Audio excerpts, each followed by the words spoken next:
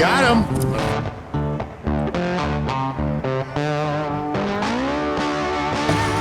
So use this air siphon thing. It'll come up so high, and then it'll drop right back into that. We're gonna run an aeration line to this.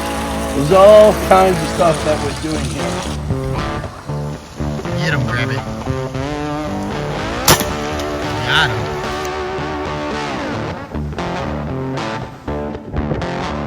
Yeah, you're gonna see some Dr. Moreau shit going on around here. Boy, if you can feel the power behind this guy, you would know.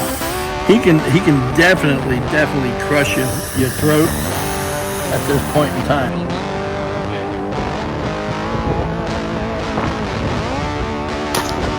Got him. Water would come up in through here, go in through your biosystem, your bog, which you have all your plants and medium. Okay. And then goes through there and gives the plants the nutrients to live. And you got organic vegetables there. Get him, grab it. Got him. Iguana people. Well now, seems it's another day on the farm with the Iguana people. Seems Yohan and Grabby are building up the aquaponics system again. It's looking like base camp is growing everybody at this time. The people seem to be going about their day until they are visited by a very special guest who's curious about Yohan's fish. Stay tuned for this adventure. I can't wait for it. Can you? Hey, what's up? Okay, so today we're doing the frame to hold these growing beds, okay? We're gonna make a frame here. And as you can tell, Grabby is notching out these things. You may wonder why. Why is he notching them out? Well, when you notch them out, it's kind of like a log cabin effect. It kind of fits into place like a puzzle, and it's really strong. I'm gonna take you in and show you. Grabby, do you have any last words about that, or? I'm just trying to get the last leg here built for the center. Okay. And then we'll get all the rest of it screwed together. We're going to show you what it looks like. It's actually unique. Everybody's doing very well here this morning. Hey guys, how are you? Say hello to the people. You got 78,000 people looking at you today. How beautiful is that, Yohan? So, this is going to sit up here. And what's going to happen is that he's going to come in and he's going to place these things in here.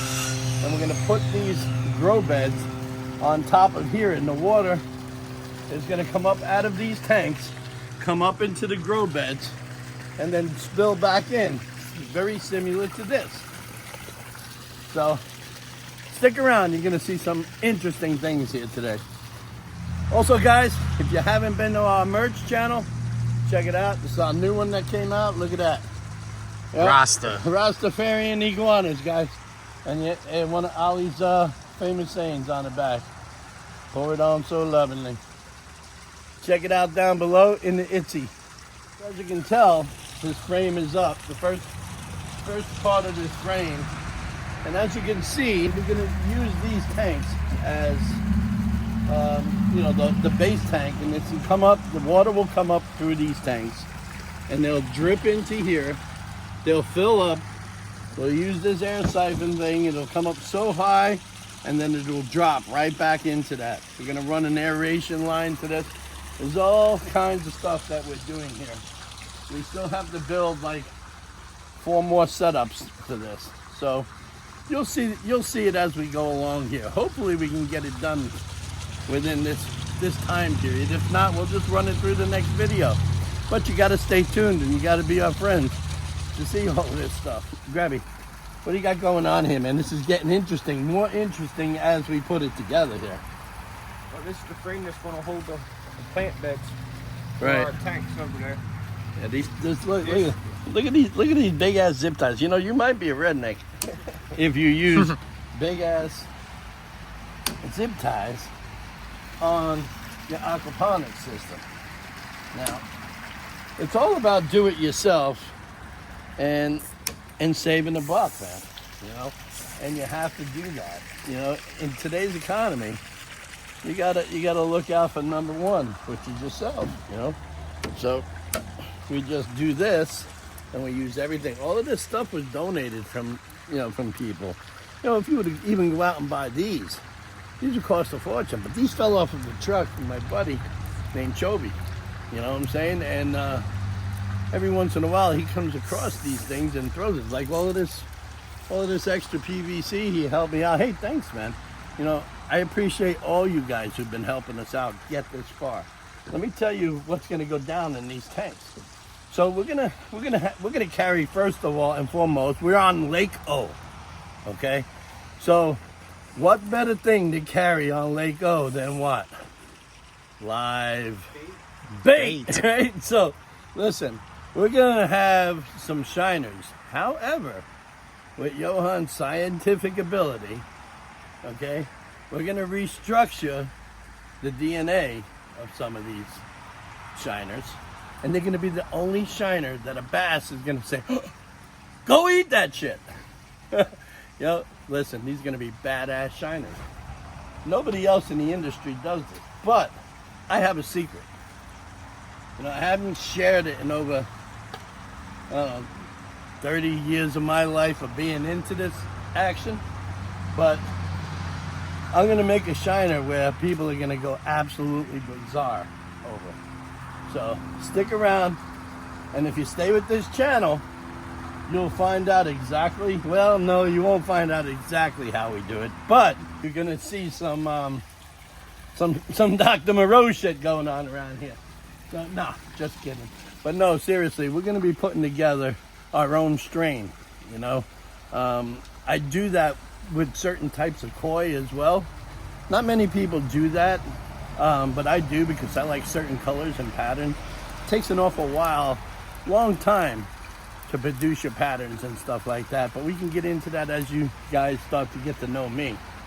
Anyway, so this is it. We got a guest coming here in a little bit, you know, that's seen us on our channel, and they wanted to see what we're doing. They should be here any minute, so stick around.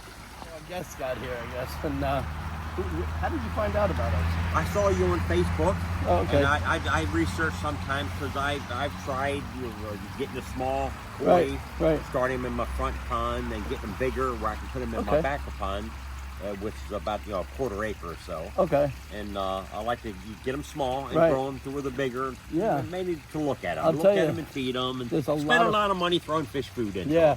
You know. There's a lot of farms that are in the local area. Where are you from? Actually, part of the time I live in Okeechobee at her place. Part of the time I'm in Fellsmere. Oh, okay. So there are farms everywhere, like everywhere in the state of Florida. There's a couple of good ones. I think Blackwater Creek, and then there's another one up in St. Augustine that also has some nice stuff. And there's also a few in South Florida called Summerlin Fish Farms. Okay. There's a guy down there named Josh. He's got all kinds of great stuff. Okay. You know? Matter of fact, I have some of Josh's stuff here. I got it when it was little bitty. Okay.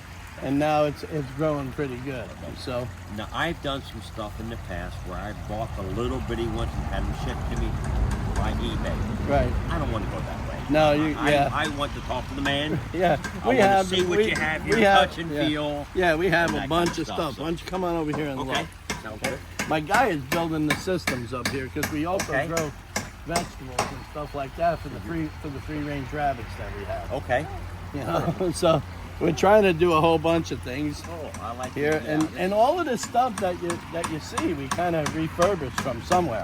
Okay. You know, so we really don't have much into it. Like the IBC totes, we use as filtrations and stuff like that, and everything works pretty well. We're putting in some new systems here today, and your gravel would be in there. Okay. And your water would come up in through here, go in through your biosystem, your bog, which you have all your plants and your media. Okay. And then goes through there and gives the plants the nutrients to live. And you got organic vegetables there.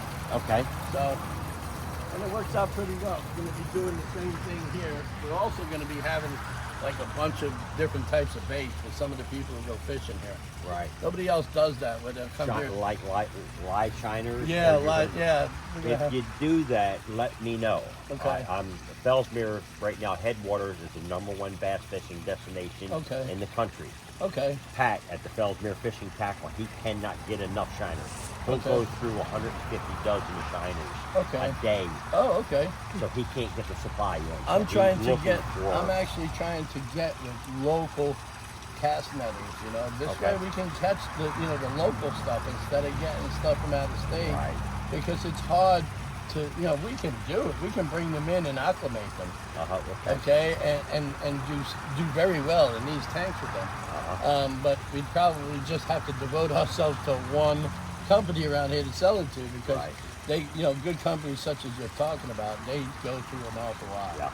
We know that for a fact, So here's some of the koi. Oh, cool. Okay. Now, when we got these very little from Josh down at Summerlin, down in Homestead down there, and they're all happy and friendly. Now, how big were these when you got them? I got them when they were like this little in here. That size? Okay. Yeah, unpigmented. Now, how long does it take to get to this size? About 4 or 5 months. 4 or 5 months, with good feeding. Of course, I had a lot in here. I have got rid of a lot. People come in, they buy them, boom. But these guys here, I kept them because I like these. I'm gonna get a bunch more. I got a bunch more coming. Little tiny ones, such as those over there. Those are Comics up there. Okay. Somebody gave me them. They couldn't take care of them. So we're gonna throw a bunch in here, and then we're gonna have at it. We're gonna keep some predatorial fish up there. We're gonna grow our vegetables and tell people what we do, and people like you come in. Yeah. And I'd much rather, buy something like this from a pet store or online or whatever. Yeah, no, you know what you're getting here. Yeah. Yeah, you know what you're getting. So, but in a couple more weeks, we'll be up and ready to full throttle. Any one of these in this size here goes from $10 to $30. Okay, I can see that. I mean, these are the long fin species. I'm not gonna really raise the short fins except if it's a fish I like that Shisui there. That blue one. I kind of like his color. Right. The multicolored. Yeah. And there's another one that's here that's really good. You see that orange one with that one black spot? Yeah. Believe it or not, because he has that identifiable black spot, he's a good breeder. He'll produce multicolored ones. So he has that pigment, and that tells you. Now, if they have 3 different spots, that's what you would call a 3-step fish. Okay. And that'll tell you that they produce color. So you want to keep something like that. These fish here with the long fin, they call them long fin, but in Japan they kind of laugh at these because these fish are deformed. Oh. These are the type of fish that have one gene removed or one gene added. Okay, kind of like a Down syndrome thing. And that's why they got these long fins, So yeah, the Japanese really don't like these fish. The long fin, they kind of think of them as trash fish. Yeah. Oh, but I think that they're gorgeous. I think that they're gorgeous. And the short fin as well. So it's pretty cool. Now I had about this many in I had a little goldfish pond in my front yard, and I have a waterfall going into a rock garden. They were beautiful, and they were about this size, and I had a fish kill. Killed them all.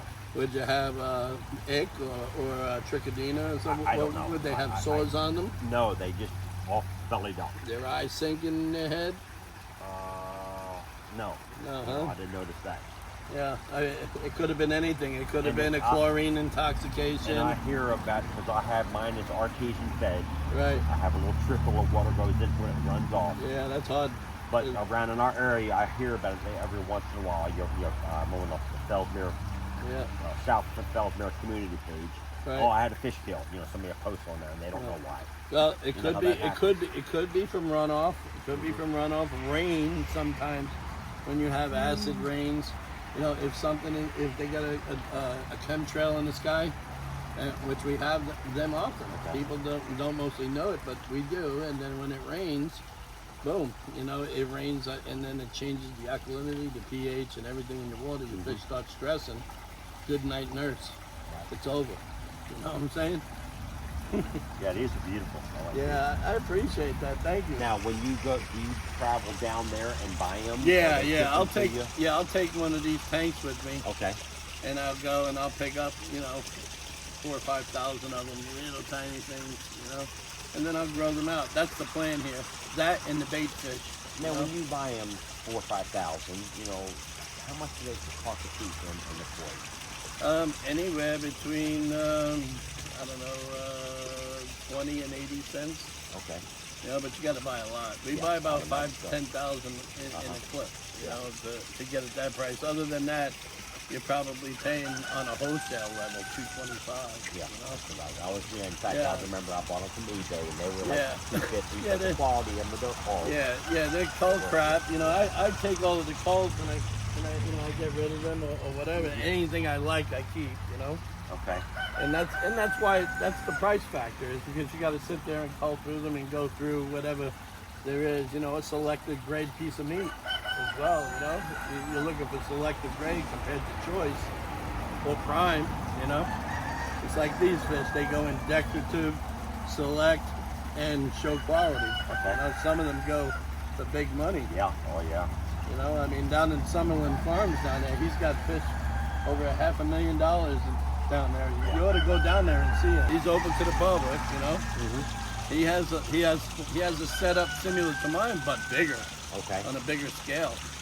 You know, but you know that's where, if that's where you want to go to get like a bunch of fish, that's where I'm taking. You know, me, I'm doing this on the whim here. You know what I'm saying? I'm making myself a. Yeah, I had mine never started about these size here, and they got Yeah. up to this size, and I was ready to transfer them to Right. my big pond.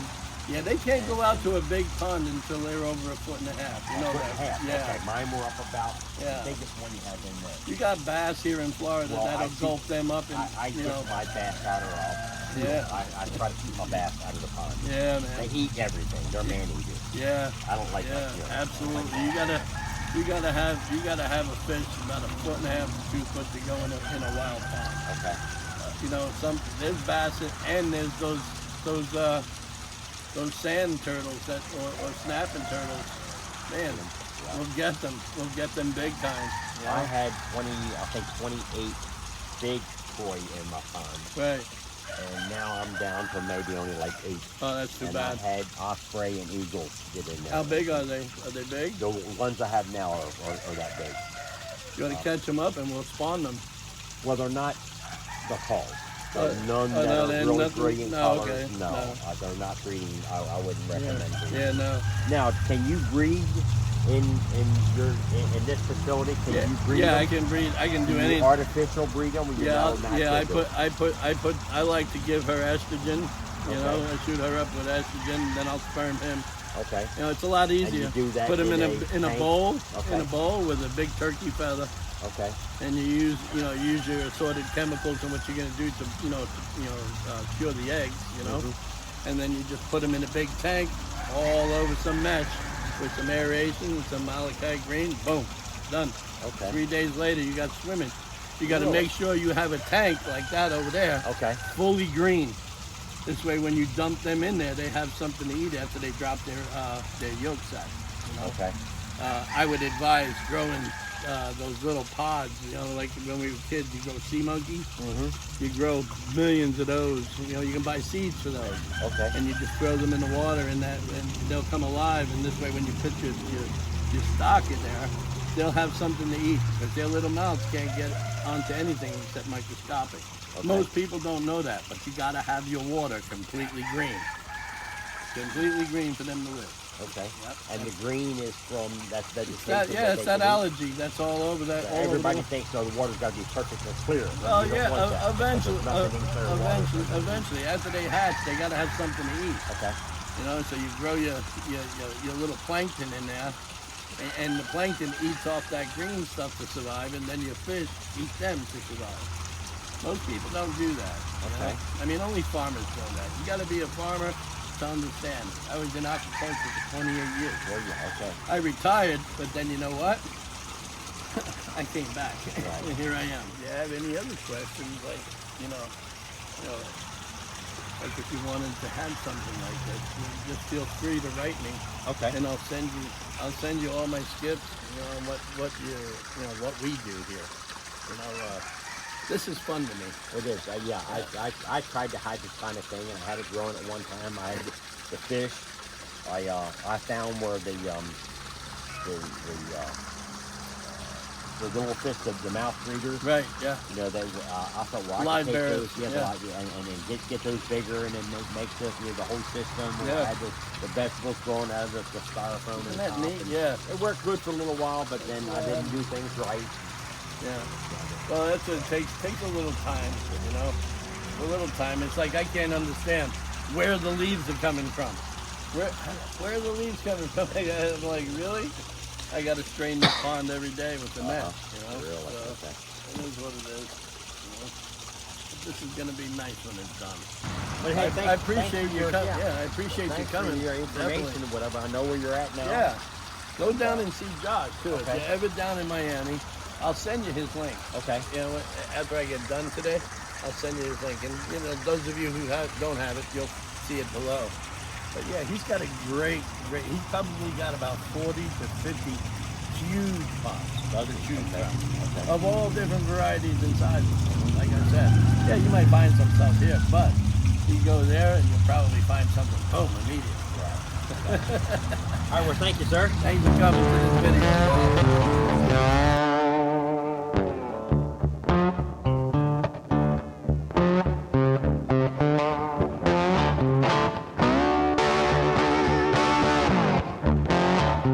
Thanks for coming to the video, everybody. Now's the time to like, comment, and subscribe to Sunset Aquatics on YouTube.